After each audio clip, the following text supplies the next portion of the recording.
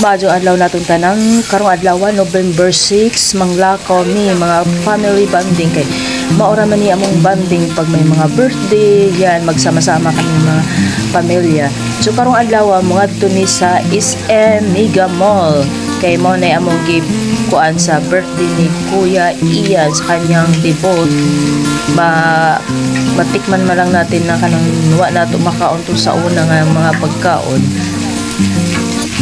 Vikings, mao ni siya pinaka-largest sa Philippine large buffet restaurant chains dito sa Pilipinas. Napaka naman talaga, sarap talaga ang mga pagkain dito guys, grabe, sold.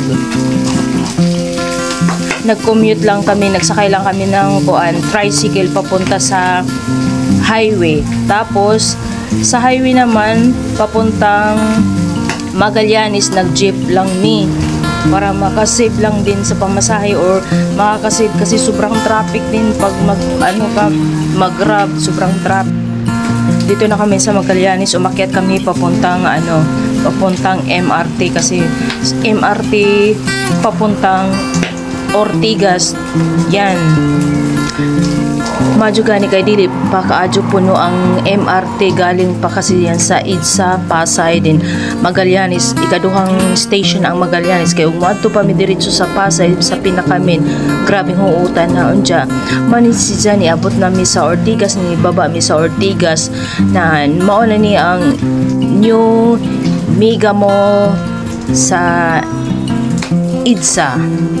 So mo na nagbooking nami kay nagpalista nami kay kinahanglan pa pala magpalista. So nagpalista nami mga 4:30 idi may 1 and 30 minutes pa nga mong antayon kay ang open pala is 5:30 para sa pang dinner. So nag-ikot-ikot sa mi kay ang oras sayang man pud para makapag ikot-ikot pud mi sa SM. Unja ang sa kakalibot-libot na mo sa SM doon sa department store nagpabili si Bibi ng polo, t-shirt at saka belt pizza. So pagbalik namin is 5:30 na. So gitawag ko na ang mga nag-reserve kasi kailangan pala na may one reservation sa online sa FB. Tapos ang sunod to kami na mga walk-in.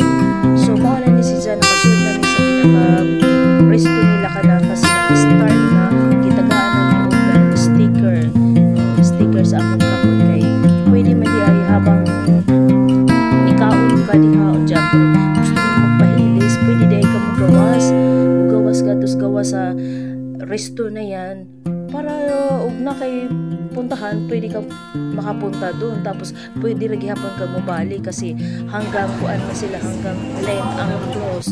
So ibig sabihin nandun ka 5:30 hanggang 10. Talagang sulit talaga ang pagkain nila guys kay grabe talaga arang daghan ng kuan talaga pwede nimong choices nga kanon pero ang tanan di jud nimo makaon sa sobrang kadaghan na unlimited na soda, unlimited na mga juice, unlimited na mga San Miguel, ganun, unlimited na mga alak.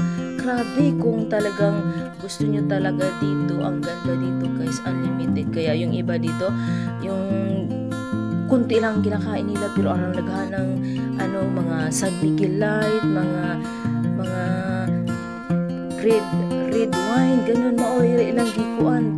Tirada talaga red wine kasi unlimited kinahanglan jud ninyo maubos ang mga gikuha ninyo wa jud kinahanglan na ay matira kinahanglan hotdog jud kaya grabe so talaga dito hanggang 5:30 to 10 PM pwede ka lumabas basta inigbalik nimo kinahanglan doon sa kanang inyong table na ay maiwan sa usa. So sila gusto man mga bata nga maglaro og kuan kanang na ay billiard o kaya bowling ayun gawas mo na silang apat nga mga laki.